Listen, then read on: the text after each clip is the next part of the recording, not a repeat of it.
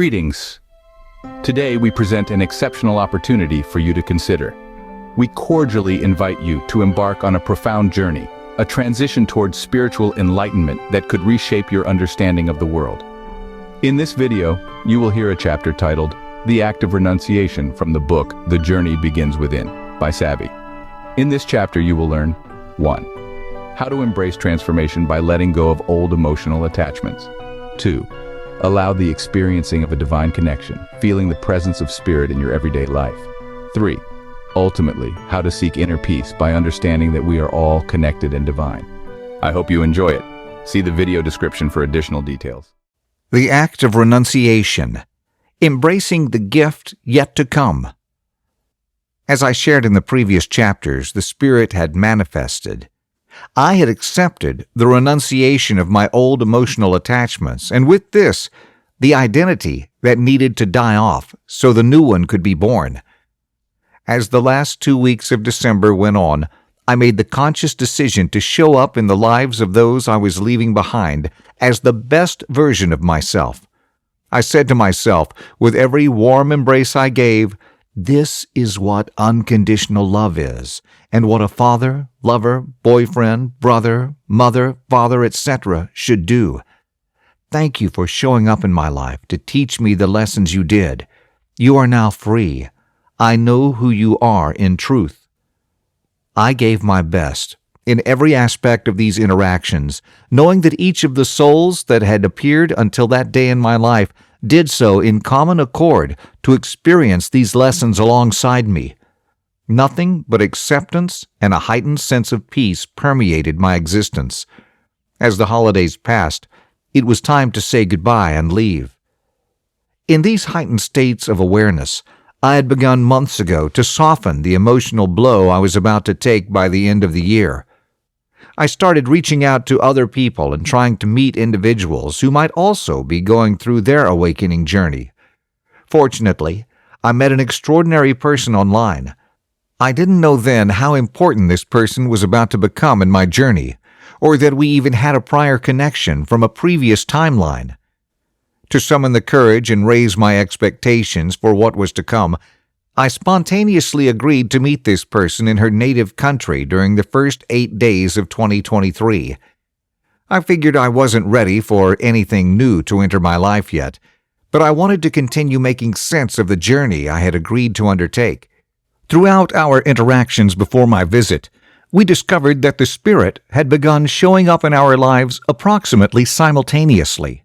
In her case, she had undergone a very similar process of purging the old to embrace the new, and I was eager to compare notes face to face. I couldn't wait. So off I went, and during what can only be categorized as a magical first few days, we got in touch with nature and experienced a simpler life than the one we often live in modern society. We exchanged our spiritual gifts with each other. Hours turned into full-day discussions about our manifestations and the implications for the lives we were to lead. As I explained earlier, each soul entering our lives comes for an exchange. We both learn from each other and serve as mirrors for the benefit of our evolution. I'll only share a few critical aspects of our exchange since it's the example rather than the content that matters. In my case, I had gained the Gnostic knowledge of what a natural diet was, which she also needed to acquire. I've dedicated a whole chapter to this information, so that I won't go into much detail here. So during those days, I shared my insights and instructed her on my adopted methods. In her way, she also reciprocated with the wisdom she had gained. You might ask, what's so special about that? Nothing extraordinary, right?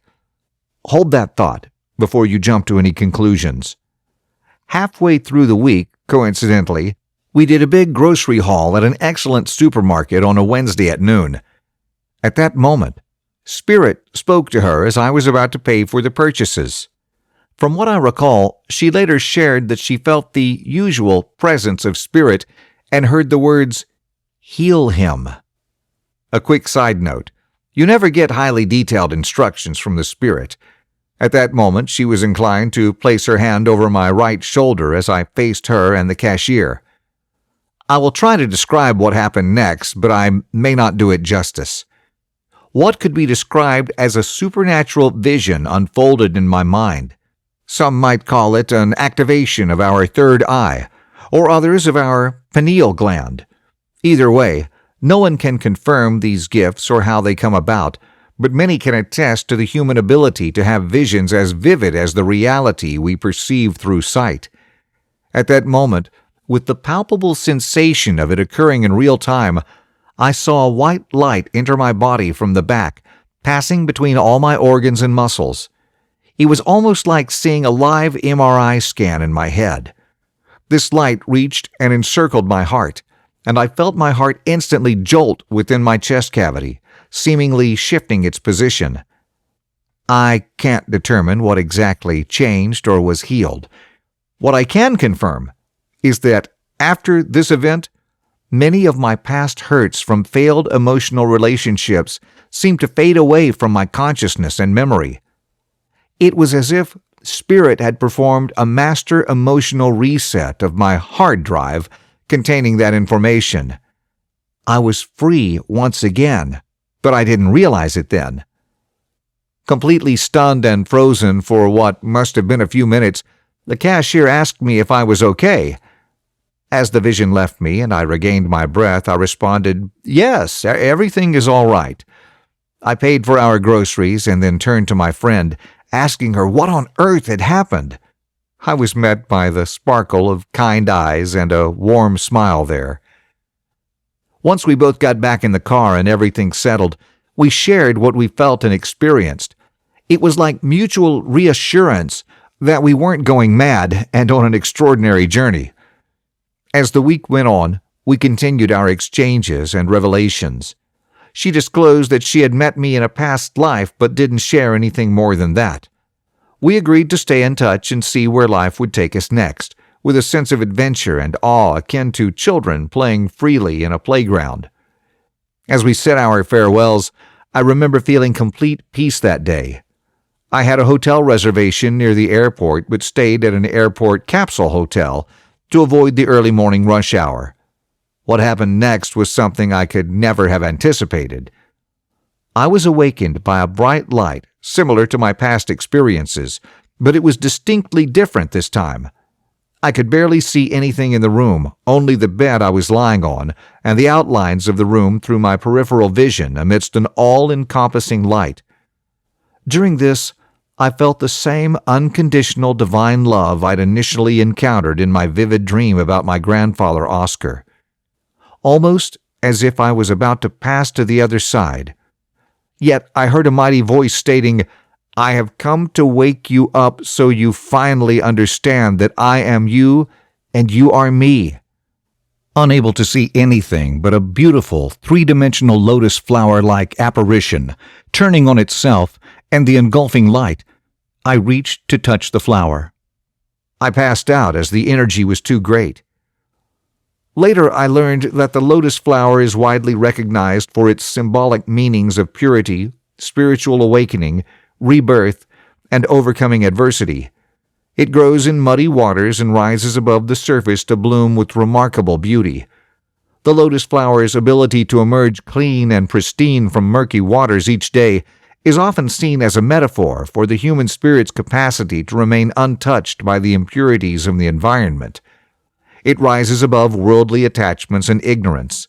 The turning on itself describes the lotus flower's daily cycle of closing at night and reopening with the sunrise.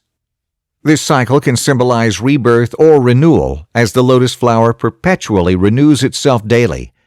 It could also represent introspection or self-reflection, as the flower's closing might be seen as a turning inward and its opening as an expression of awakening and enlightenment.